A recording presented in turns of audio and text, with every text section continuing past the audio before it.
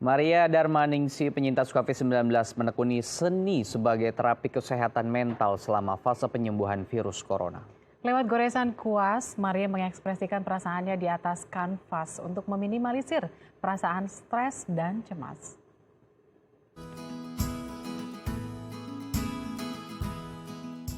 Pada awal Maret 2020, Maria Darmaningsih bersama kedua putrinya dinyatakan sebagai pasien pertama kasus COVID-19 di Indonesia.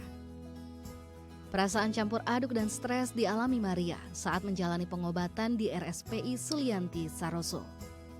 Apalagi dirinya dan keluarga mendapat hujatan dan menjadi sorotan media akibat identitas pribadi yang bocor. Dalam kondisi ini, Maria menemukan cara untuk menenangkan diri. Berkat saran seorang sahabat, Maria mulai melakukan terapi seni dengan melukis. Memanfaatkan media sederhana seperti buku gambar dan cat air, ia mengekspresikan perasaannya sembari mendengarkan lantunan musik. Kondisi emosional Maria pun perlahan pulih dan menjadi lebih stabil, sehingga berdampak positif pula pada penyembuhannya. Kini beberapa lukisan Maria dicetak pada tas kanvas bersama sebuah puisi ucapan terima kasih untuk tenaga kesehatan. Tas ini kemudian diisi dengan multivitamin dan akan disumbangkan kepada tim medis di RSPI Sulianti Saroso yang telah menolong Maria dan keluarga dalam proses penyembuhan dan pemulihan COVID-19. Ya, lantas bagaimana cara Maria Darmaningsih menerapkan terapi seni untuk menjaga kesehatan mentalnya? Kita telah terhubung dengan Ibu Maria melalui sambungan Skype. Halo, selamat pagi Bu Maria. Selamat pagi Mbak, Mas. Iya. Bu Maria, ini kan mungkin banyak yang belum tahu nih bagaimana Bu Maria menjalani proses perawatan dari dinyatakan positif hingga sembuh. Nah, mungkin bisa ceritakan dulu nih, seperti apa waktu itu kondisinya? Iya, waktu itu tiba-tiba emang saya divonis bahwa saya kena corona. Itu tanggal 3 Maret. Kemudian saya masih belum percaya karena waktu itu kan memang kami tidak bisa melihat hasilnya yang tertulis begitu ya. Nah, selama menjalani isolasi saya merasa tidak sakit karena saya merasa sehat aja, hanya batuk sedikit. Kemudian saya ingat saya menghubungi teman saya, sahabat saya, seorang art terapis, Mbak Ina Suryadewi. Kemudian dia juga bilang, oh iya Mbak, ini sebaiknya memang gambar ya, coba saya kirim buku gambar dan cat gitu. Kemudian saya mulai melakukan terapi terhadap diri saya sendiri dan awalnya itu kelihatan sekali lukisan saya penuh kemarahan. Cuma untungnya warnanya itu masih cerah, jadi Mbak Ina bilang, oh untung Mbak warnanya masih cerah, jadi Mbak itu belum meningkat ke depresi gitu. Tapi memang sungguh-sungguh saya marah dan saya tidak berpikir melukis apapun, pokoknya saya dengerin lagu, kemudian saya coret-coret aja gitu. Lama-lama setelah saya melakukan tiap hari, itu saya dengar lagunya macam-macam, dari Ave Maria, dari Waljina, Eric Clapton, Erik Satie. Terus tiba-tiba saya seperti menari aja karena memang saya penari, sering mendengarkan lagu dan berekspresi. Akhirnya ekspresi itu jadi muncul di sebuah gambar. Saya nggak berani bilang lukisan karena itu hanya gambar dan ekspresi saya begitu. Baik, kemudian transformasi dari sisi kesehatan selama menjalani tadi terapi seni yang dilakukan oleh Ibu Maria, seperti apa sih? Ada nggak sih sebetulnya kita sebut apa korelasi gitu ya, hubungannya secara langsung gitu dari kesembuhan tersebut. Seperti apa yang Ibu Maria sendiri alami saat itu? Ada, karena ketika saya mengalami isolasi dan saya ada rasa marah, itu saya ekspresikan ke lukisan. Tapi kemudian melukis itu menggambar menjadi kebutuhan saya dan gambar saya makin lama makin indah.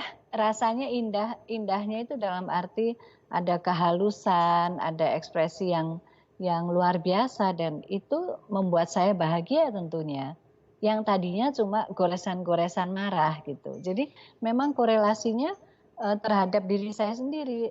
Sampai sekarang saya jadi ada kebutuhan untuk menggambar begitu. Mhm. Itu korelasi langsung di hati saya gitu. Saya merasa bahagia ketika saya mendengarkan lagu dan saya bisa mengekspresikan hati saya melalui gambar itu gitu. Mhm. Dan itu dilakukannya melukisnya di rumah sakit, Bu Maria? Iya, waktu itu di ruang isolasi. Betul-betul di ruang Dan isolasi.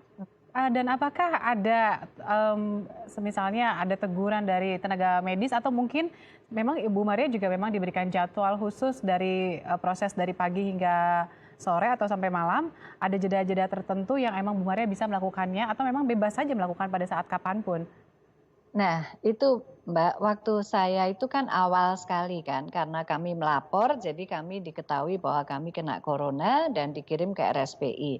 Tentunya di RSPI ketika itu belum ada SOP untuk jam atau jadwal segala macam. Jadi ketika saya melukis, terus susternya dengan baik selalu, aduh ibu ya kayak melayani anak kecil aja.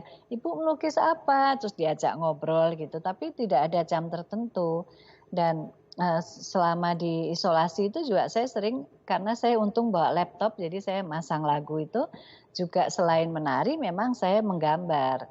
Dan dari CCTV itu susternya suka bilang, ayo ibu tadi malam menari-nari. Iya, habis saya lagi kesel pengen mengekspresikan diri. Setelah menari kan saya keringetan, terus tidurnya enak gitu. Jadi jadwalnya itu saya buat sendiri, tidak ada jadwal tertentu.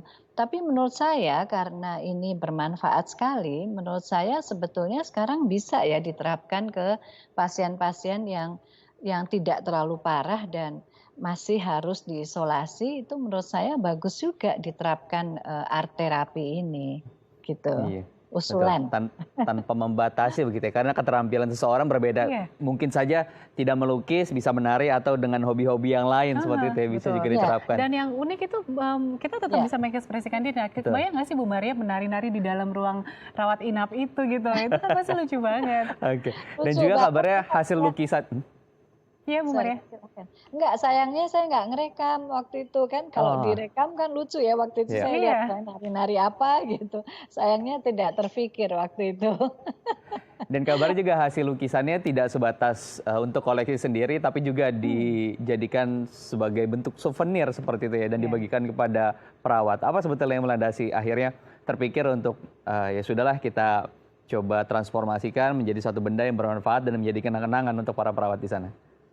Iya, sebetulnya pertama kali ketika kami dibebaskan gitu ya, bisa keluar, itu pertama kali yang saya sampaikan adalah saya terima kasih sekali kepada para medis, dokter, dan semuanya cleaning service yang di RSPI. Jadi itu memang dari hati kami yang terdalam itu mereka sungguh-sungguh bekerja dengan baik dan memberikan support kepada kami. Dan sejak itu kami bertiga memang ingin berterima kasih kepada seluruh jajaran di RSPI yang tadinya hanya 50 orang tiba-tiba menjadi 200 orang karena memang sekarang COVID sudah semakin besar ya, semakin membengkak. Nah, kemudian kami ada ide, oh ya kita berterima kasih. Gimana kalau karena lukisan itu dibuatnya di RSPI, jadi menjadi kenangan juga gitu. Jadi kami cetak tas itu dan diisi health supplement untuk para medis dan semua dokter dan cleaning service di RSPI. Dan kebetulan lagi ada seorang teman dari RRI yang membuat puisi indah sekali, tapi dia nggak mau disebutkan namanya. Jadi satu sisi itu puisinya beliau, yang satu sisi lukisan saya gitu atau gambar saya. Baik. Ini memang sebenarnya Bu Maria meninggalkan kesan yang mendalam kepada para tenaga medis di sana ya. Betul. Ya, terima kasih Bu Maria. Sama-sama, terima kasih Mbak. Semoga bermanfaat. Iya. Ya, bersama jeda kita akan berbincang tentang mencegah stres dan kecemasan menuju kenormalan baru. Tetap bersama kami di Halo Indonesia.